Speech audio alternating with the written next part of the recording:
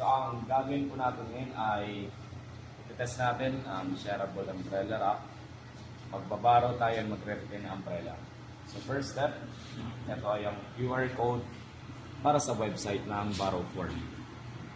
So once na-scan, nare-redirect ka sa link na ito.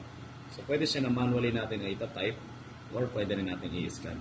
Madali lang siya tandaan, shareableumbrella.club. Then, once na-open siya, mabilis lang din mag-loading ang site natin, hindi siya nag-record ng mataas na space. And ito yung kagandahan niya na once nag-login ka isang beses, nasa-save na siya sa keyboard mo.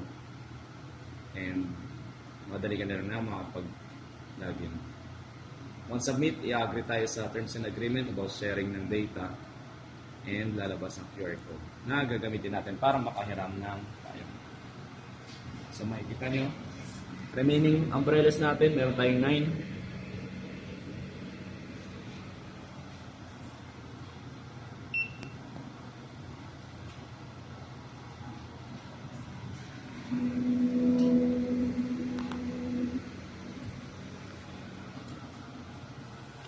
So ito yung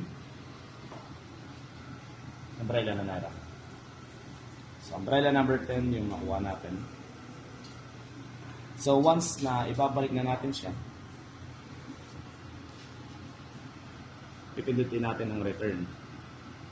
So if ever na ma-close natin ang site, pwede natin i-scan na lang itong borrow form o return form natin. Ay mariredirect tayo sa form kung saan pwede natin i-return ang umbrella. So ito ang itsura niya. Kukuhanin ang same thing, name, ID number, contact number, umbrella number 10, pili ka dito kung ano yung gusto mo ipalit. Umbrella number 10. Then agree lang tayo, same thing, terms and agreement, and then lalabas na ang ating borrow form, return form.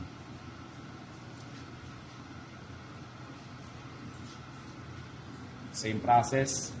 Meron tayong 8 remaining since nanghiram tayo ng isa. So ibabalik natin siya.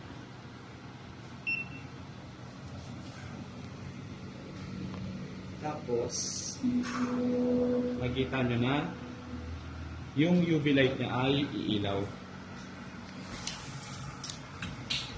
Ang yung fan niya ay gumagana. Ito ay yung basa. So may piness kami na basa kanina. So running siya.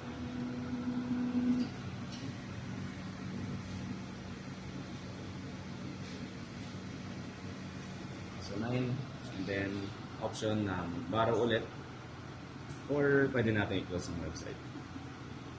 So yun yung step by step na pag-borrow and return ng ating umbrellas.